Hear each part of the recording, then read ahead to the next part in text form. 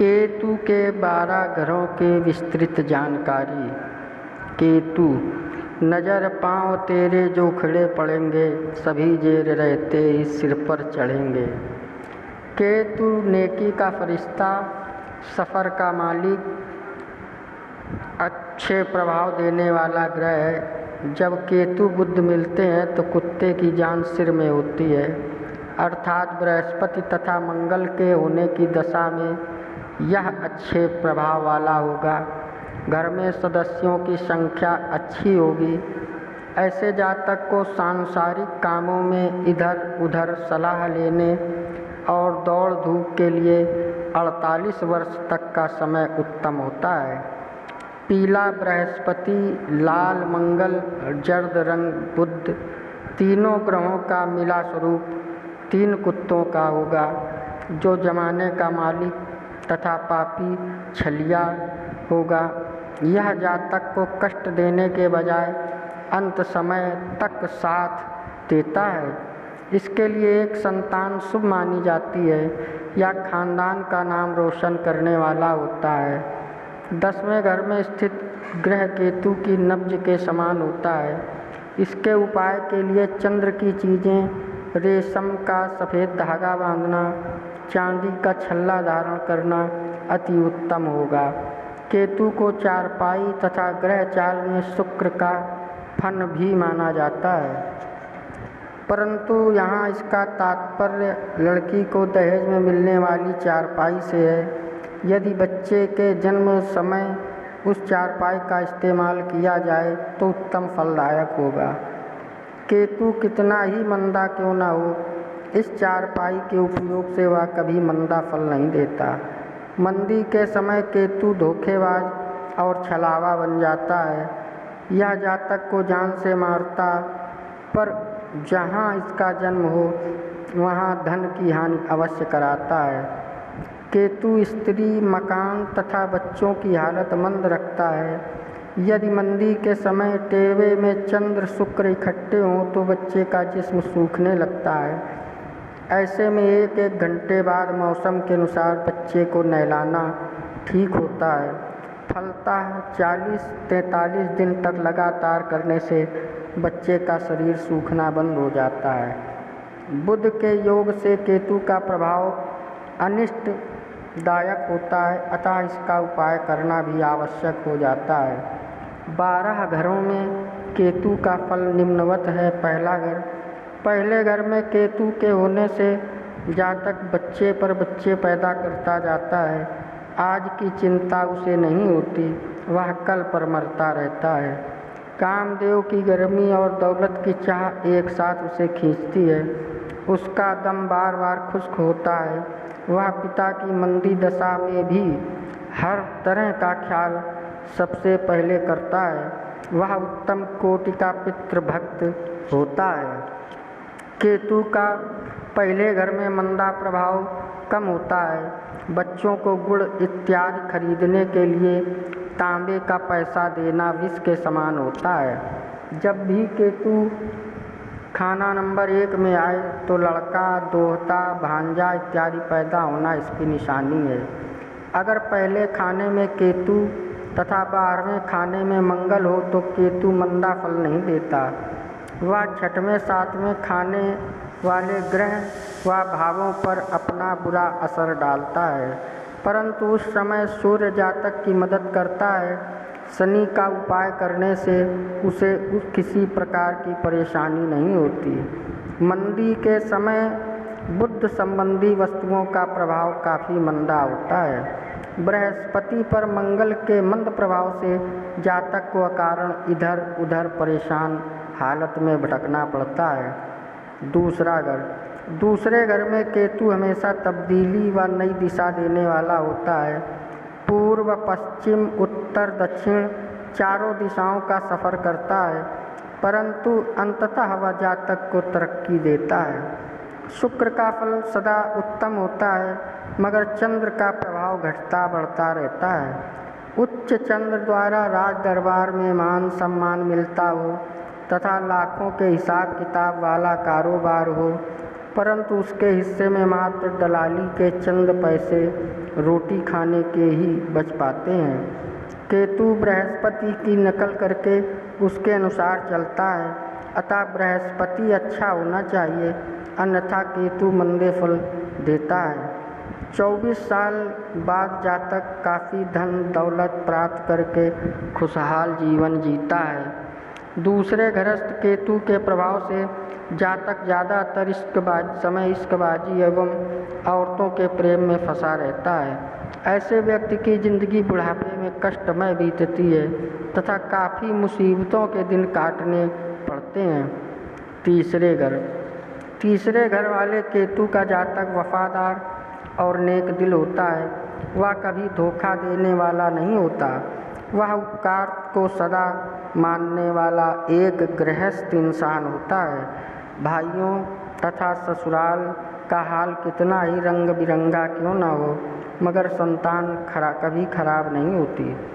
24 साल बाद प्रथम संतान लड़का होने पर उसका भाग्योदय होता है तथा केतु का नेक फल मिलता है।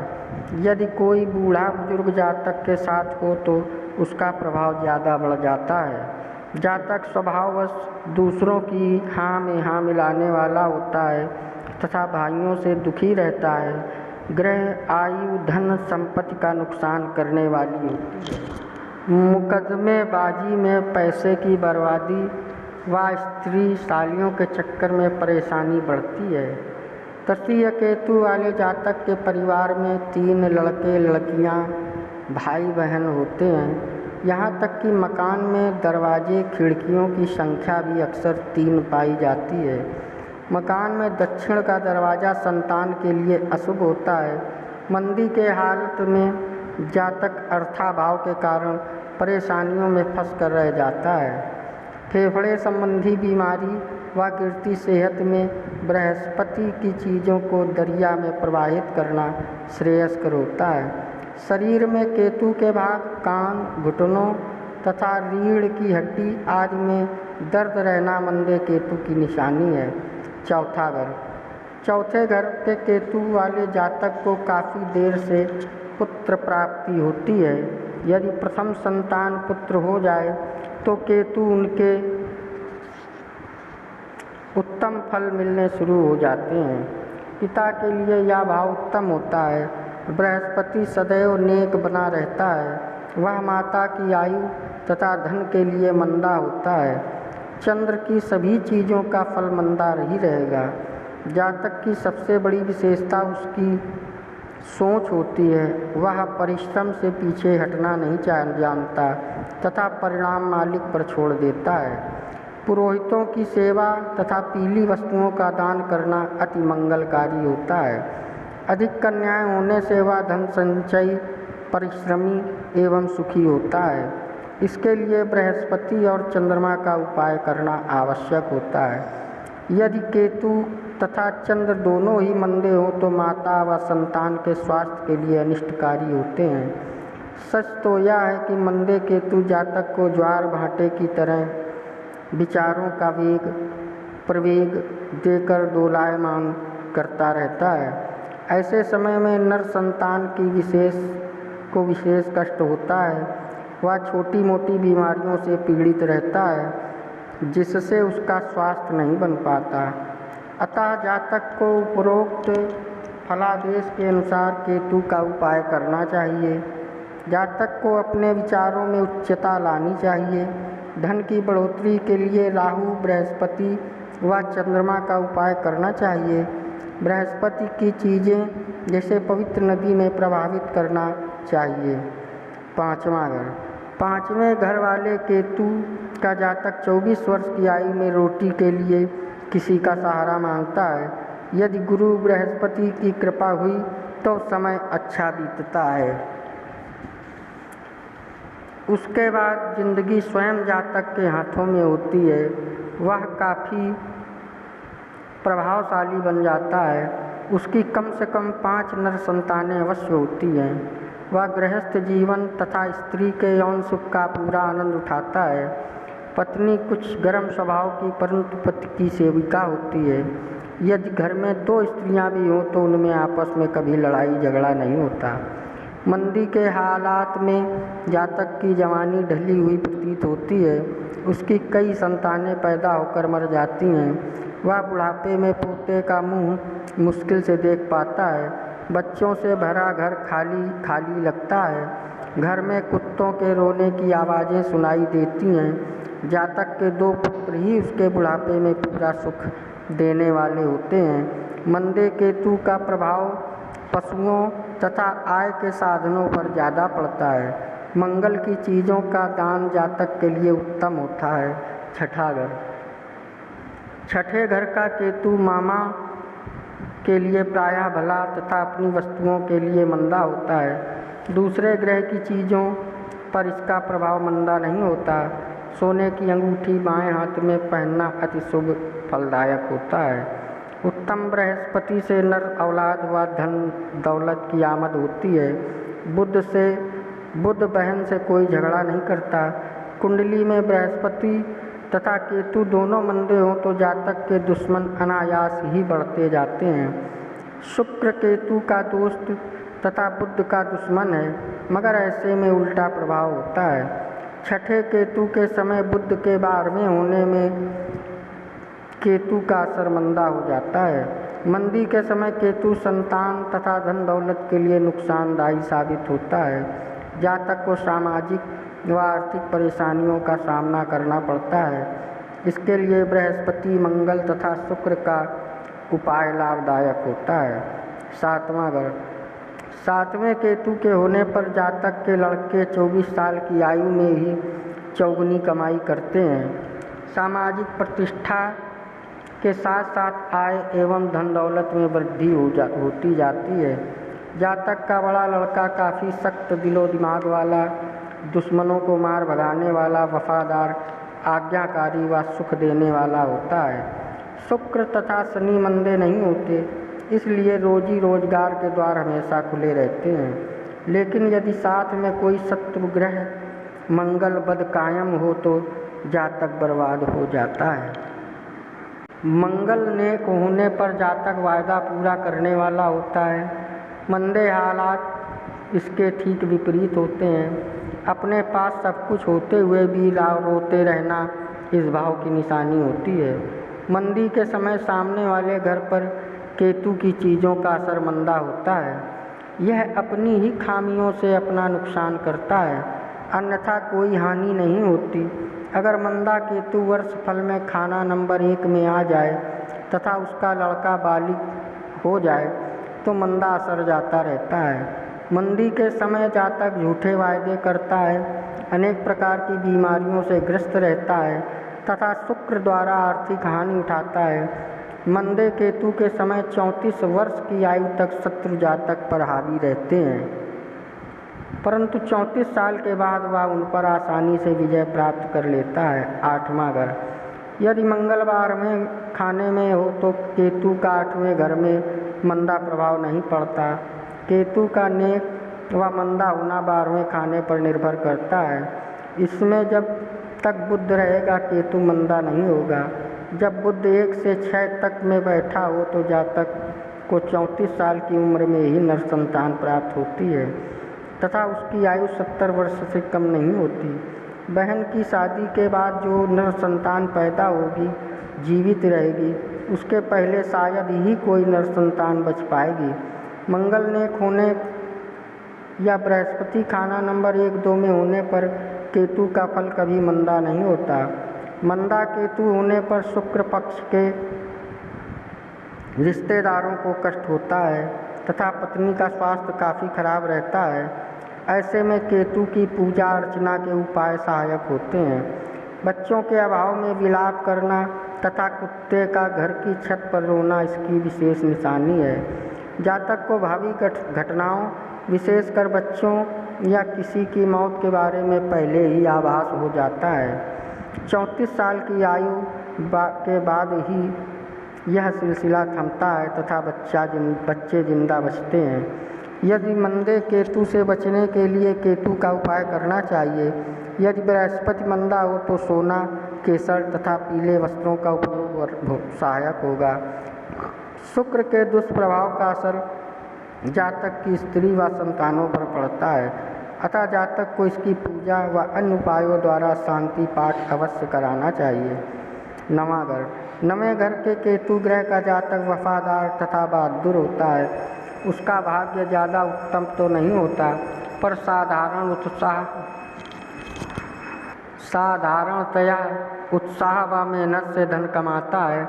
यदि जातक भांजे, दोहता या कुत्ते की सेवा करे तो भाग्योदय होता है तथा हर प्रकार से शांतिपूर्वक जीवन निर्वाह करता है। शुक्र, बृहस्पति, शनि तथा खाना नंबर 2 के सभी ग्रह उत्तम फल देते हैं। बृहस्पति की 16 साल तथा 7वें खाने के ग्रह की 22 साल आयु बाद ही केतु का फल उत्तम होता है। नामर्दों को मर्द बनाने तथा लावल्दों को औलाद देने में ऐसे व्यक्ति का आशीष प्रभावी होता है। घर में सोने की ईंट रखना या कानों में सोना धारण करना जातक के लिए धन तथा स्वास्थ्य के लिए उत्तम होता है। उसका अधिकांश समय परदेश में गुजरता है। वह माता पिता की सेवा करने वाला तथा मामा को भी तारने वाला होता है। 12, 24, 48 वर्ष की आयु में धन दौलत दुगनी तिगुनी हो जाती है। उसकी 3 संतानें होती हैं। केतु के मंदे होने पर जातक काफ़ी खूंखार स्वभाव वाला इंसान हो जाता है। धनाभाव होने पर चोरी डकैती में अपने बाहुबल का इस्तेमाल करता है। वह मामा के लिए विशेष नुकसानदायी होता है तथा संतानों पर भी बुरा असर डालता है। अतः केतु, बृहस्पति, चंद्र, शुक्र व मंगल का उपाय करना चाहिए।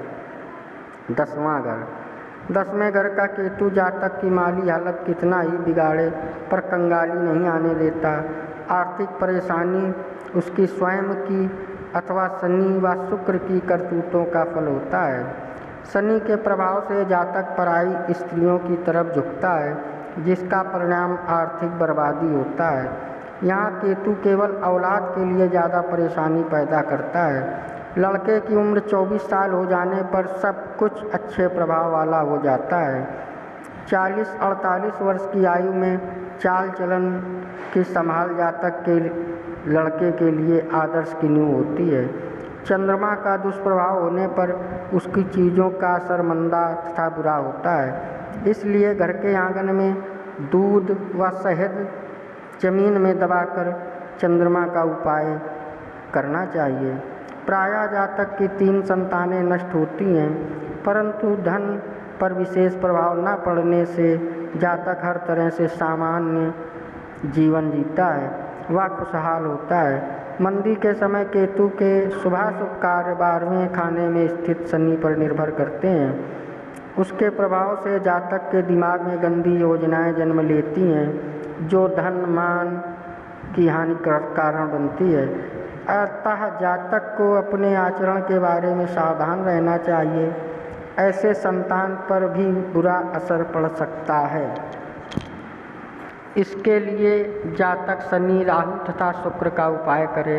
11वां घर, 11वें घर के केतु वाले जातक को बीती बातों पर ध्यान न देकर भविष्य के लिए सत्कर्म करते रहना चाहिए, क्योंकि ऐसी स्थिति में बृहस्पति का पद आसन गीदड़ स्वभाव कुत्ते जैसा हो जाता है। स्वयं केतु कामदेव की वेदी होता है।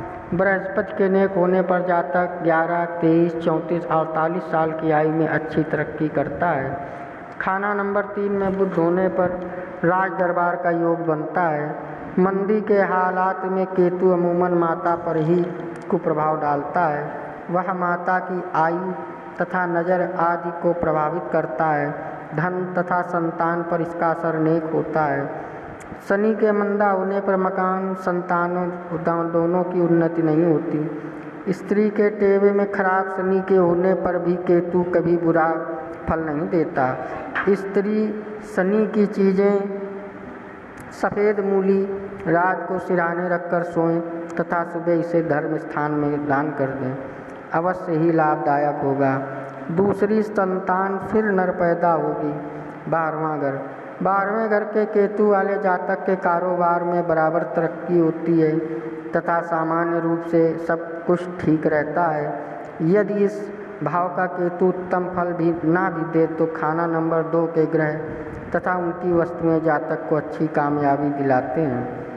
इसलिए 12वें केतु के जातक को खाना नंबर 2 के ग्रहों की वस्तुओं का ज़्यादा उपयोग व तत्संबंधी व्यापार करना श्रेष्ठ होता है। ऐसा जातक दौलतमंद परिवार का स्वामी, जद्दी विरासत एवं कुदरती हवा वाला होता है। गृहस्थी में चारों तरफ से सुख सुविधाएं बढ़ती जाती हैं तथा जातक का परिवार तरक्की करता जाता है। ऐसा खाना नंबर 6 में मात्र राहु के होने पर होता है। मंदी के हालात में इसका कुप्रभाव जातक पर न पड़कर उसकी पत्नी तथा बच्चों पर पड़ता है। यदि खाना नंबर 6 में राहु के साथ मंगल हो तो 28 वर्ष की आयु तक संतान नहीं होती। इसी प्रकार क्रमशः चंद्रमा 32 वर्ष, सूर्य 42 वर्ष में तथा शुक्र के साथ राहु 6वें खाने में होने पर औलाद का सुख नहीं मिलता। यदि जातक पत्नी भक्त और सदाचारी हो तो औलाद होने में किसी प्रकार की बाधा नहीं आती। यदि स्थिति मंगलवत के समान होती है, संतान के संबंध में 12वां केतु बेकार साबित होता है। यदि अन्य नेक ग्रहों की मदद मिलती रहे तो सिर्फ 2 औलाद कायम होती हैं। 12वें घर के केतु वाले जातक को संतान प्राप्ति के लिए हमेशा कुत्ता पालना लाभदायक होगा। वह कभी भूल से भी कुत्ते को न मारे। यदि कुत्ता मर जाए तो 40 दिन के अंदर ही दूसरा कुत्ता लाएं। ऐसे जातक के कुत्ते उसकी बला अपने सिर लेकर जान दे देते हैं तथा जातक बच जाता है। किसी निसंतान व्यक्ति का मकान या ज़मीन खरीदना भी उसे निसंतान बनाने वाला होगा। इस तरह की संपत्ति से सदा दूर रहना चाहिए। आपको हमारा वीडियो कैसा लगता है कृपया कमेंट्स में बताएं। सब्सक्राइब करें, लाइक करें, शेयर करें। जय श्री।